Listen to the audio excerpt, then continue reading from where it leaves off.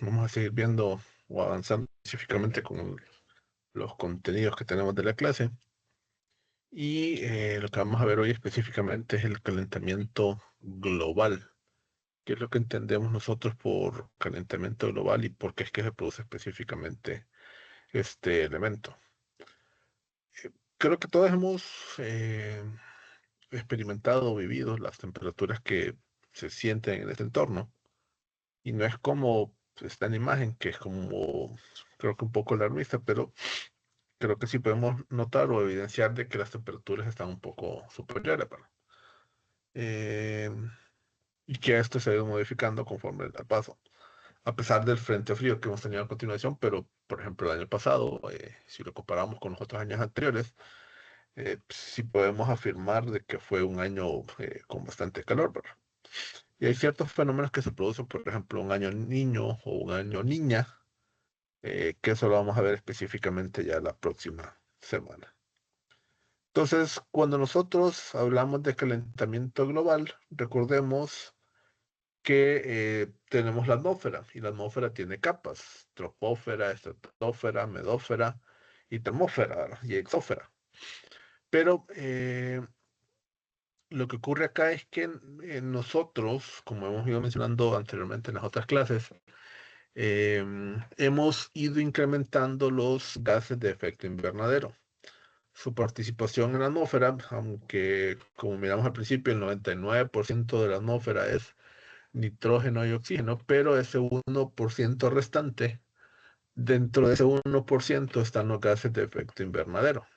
Y algo que nosotros hemos ido produciendo es que estos vayan en aumento. Entonces, observemos la imagen que tenemos a la izquierda, y esta nos representa específicamente el continuo trabajo que tienen estos gases de efecto invernadero. Llega la luz solar, esta logra pasar la atmósfera hasta este punto, y lo que hacen los gases de efecto invernadero es que retienen parte de la radiación. O sea, no permiten de que toda la radiación pueda escapar. Pero naturalmente, cuando nosotros hemos aumentado la cantidad de estos gases, como la imagen que tenemos al lado derecho, mayor cantidad de esta radiación no puede escapar. Entonces, eso es lo que produce en una u otra forma lo que conocemos como calentamiento global. Es decir, que las temperaturas en promedio van teniendo un incremento asociado con dicho elemento. Entonces, ¿qué es lo que produce esto? ¿Cómo lo podemos controlar? ¿O qué podemos hacer para intentar de que estas especies y nosotros podamos seguir teniendo un planeta Tierra en el cual conservar la vida? Entonces, tenemos este pensamiento que si la Tierra viniese con un manual o algo necesario para poder subsistir, lo que nos diría es que no tocamos los botones que controlan específicamente la comodidad o la climatología alrededor de este elemento, ¿verdad? Dicho de otra forma, que no alteremos el clima en nuestro entorno. Entonces, cuando nosotros estamos liberando estos gases de efecto invernadero y lo hacemos de forma no consciente, lo que estamos quizás provocando de una u otra forma es aumentar el peligro en el planeta. El peligro no necesariamente quiere decir que es una tragedia, o que si seguimos de esta forma, el próximo año no vamos a tener nada que hacer. No, pero llamamos peligro porque es algo que puede degenerar problemas en nuestro entorno. Por ejemplo, el corredor seco es algo nuevo y que se ha ido originando específicamente desde la década de los 90, década del 2000 y así continuamente.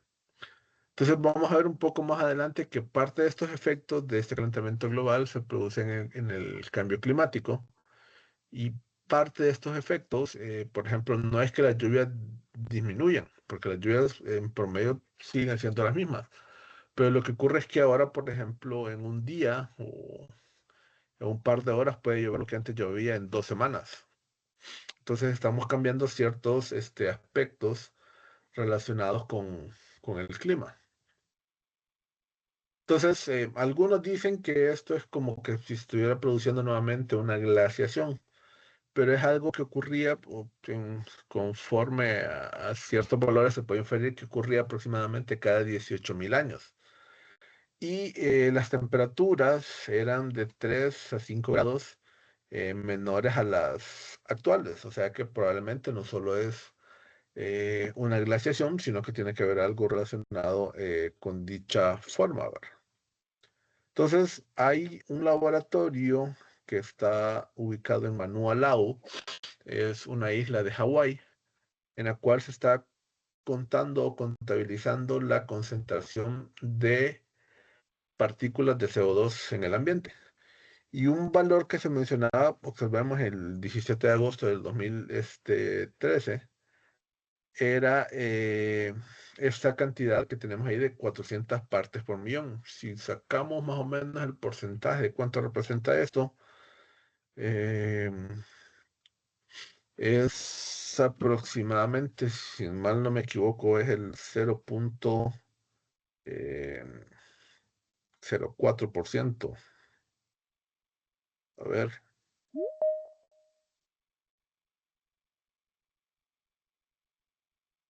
sí, el 0.04%. Y eso es una cantidad que mencionaba que no tenemos que permitir de la concentración de CO2 alrededor de estos elementos. Pero creo que todas estas actividades que tenemos tal cual, de una u otra forma involucran quemar los derivados del petróleo, quemar carbón, gas natural. Y cuando nosotros hacemos uso de estas fuentes de energía, lo que estamos liberando en sí es moléculas o sustancias o partículas de CO2 a la atmósfera. Entonces, este es el laboratorio que les había mencionado en Manualao, en Hawái, y desde 1958 está midiendo las concentraciones de CO2 en dicho lugar. Y se mencionaba específicamente eso, que no superáramos esta parte de 400 partes por millón, pero el hecho es que ya las concentraciones que tenemos de CO2 en diversas partes ya superan específicamente estos valores. Por ejemplo, en Tegucigalpa creo que habían tres equipos que medían la concentración de CO2. Uno está en el Parque Central, otro estaba por donde está el IS, y había otro en la Universidad Autónoma, en la sección donde está la estación meteorológica.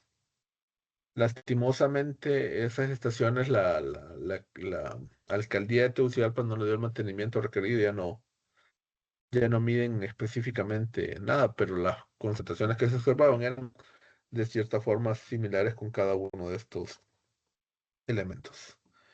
Entonces, algo que ocurrió con estos valores es que, por ejemplo, a finales o al principio de la Revolución Industrial, allá alrededor del siglo XIX, en los 1800, las concentraciones se estiman o se infieren de CO2 eran aproximadamente 280 partes por millón. Si recordamos, la concentración o la revolución industrial ocurrió cuando se creó la máquina a vapor. Y la máquina a vapor básicamente era porque se utilizaba carbón para generar el calor o el vapor que movía dicho elemento. Entonces, en esos tiempos, más o menos se observaba que cada 10 años iba aumentando esta cantidad aproximadamente en 0.7 partes por millón. Pero en los últimos años esta cantidad se ha triplicado y ahora es 2.1 partes, pero recordemos, estas diapositivas se prepararon en el año 2013, o sea que quizás en la actualidad este número ya no es el mismo, sino que es una cantidad un tanto superior. Entonces, estos equipos o podemos tener un valor proporcional de dichos elementos a través con estas mediciones que se obtienen del laboratorio en Manualao. Y desde 1958, que hemos mencionado esta cantidad, Charles Killing empezó con el movimiento o la determinación de estos valores en dicho laboratorio. Y los datos registrados hasta este momento, o los que podemos ver, que es para la edad de tiempo de 1958 al 2013. Y si observamos, la concentración de estos elementos va en crecimiento. Quizás ustedes se podrían preguntar por qué tiene como dientes de sierra, por qué tiene esa forma. Bueno, recuerden que en primavera y verano hay un mayor crecimiento de las plantaciones. Entonces, eso representaría las partes que están un tanto hacia abajo, ¿verdad? Y en otoño e invierno es cuando la vegetación no crece tanto. Entonces son las partes elevadas, entonces por eso tiene como esa especie de subir. Pero el comportamiento que tiene es hacia la alza. Y eso sí se debe específicamente por el manejo que nosotros estamos teniendo con los combustibles en nuestro entorno. Entonces, en sí lo que esto refleja es que no hemos sido lo suficientemente prudentes con esos recursos y que estamos en búsqueda de encontrar formas que nos ayuden a tener una generación un tanto más adecuada de dicho elemento. Entonces, el calentamiento global tiene específicamente dos impactos. Uno es que nos genera específicamente un cambio climático regional y nos genera también un ascenso en el nivel del mar. Pero lo importante acá es el cambio climático. Por ejemplo, eh, hay dos formas de analizar específicamente la atmósfera. Uno es a través del clima y el otro es a través del estado del tiempo, o la palabra en inglés, the weather. El estado del tiempo es cuando nosotros, por ejemplo, nos dicen si mañana va a ser lluvia, si va a ser sol, a qué hora sale el sol, a qué hora se oculta el sol, eh, si los vientos van a venir del este o van a venir específicamente del norte, si vamos a tener, por ejemplo, influencia por lluvia del Sahara. Eso es el estado del tiempo. Tratar de predecir qué es lo que va a ocurrir en el siguiente día o en los siguientes días. Pero cuando nosotros hablamos del clima, nos estamos refiriendo a las condiciones que tiene la atmósfera de forma promedio aproximadamente alrededor de unos 15 a 20 años atrás.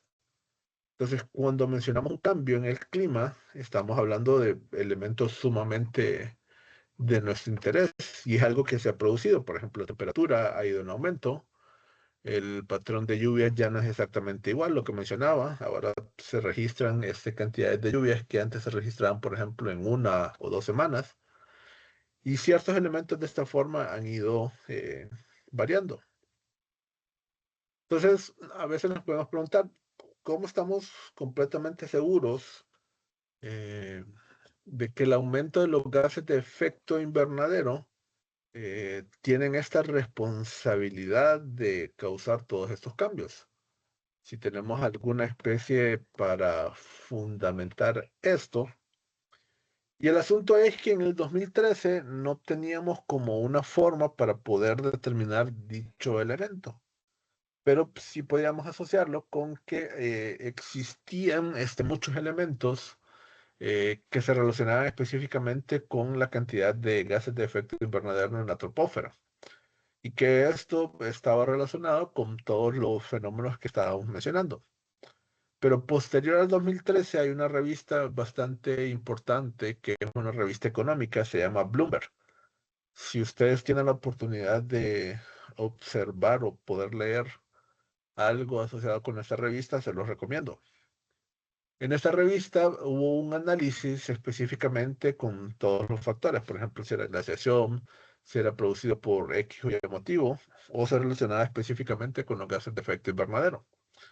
El asunto es que en ese artículo lo que presentaba es que la combinación de todos esos factores era una respuesta directa al incremento en la temperatura y que el elemento que estaba incidiendo o que tenía una mayor participación en la forma como se comportaba la temperatura era específicamente la concentración de los gases de efecto invernadero. O sea que ese 0,04% es o tiene un rol bastante responsable con las condiciones climáticas en nuestro entorno.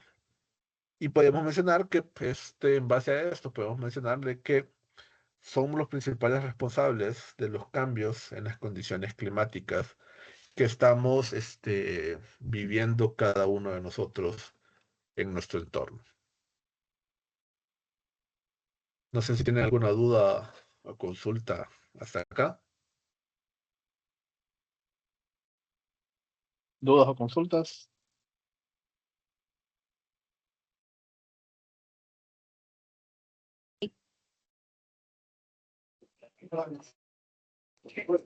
Lick, Sí. o sea que en pocas palabras las instalaciones que estaban en Tegucigalpa ya están inservibles y no se usan para nada. Es que eran 3 estaciones, eran como más o menos la altura mía, yo mido cerca de 1,90 y allá como por después del Mitch fue que vinieron esas donaciones y funcionaron un tiempo, pero después nadie le dio mantenimiento. Entonces, actualmente sí existen, bueno, la del Parque Central ya no, la del seguro creo que la quitaron hace poco, creo que la única que está es la que está en la estación meteorológica y solo está la carcasa afuera. Adentro funcionando ya no hay nada. Lastimosamente, ¿verdad? Pero creo que es como parte de la enseñanza que a veces observar la importancia que tienen estos temas por parte de nuestras autoridades. Y adicional, los valores encontrados ahí fueron bastante similares a los que mostraba específicamente la toma de lecturas en el laboratorio de Manu Alao. Sí, ok, gracias. Cheque. No sé si tienen otra duda o consulta.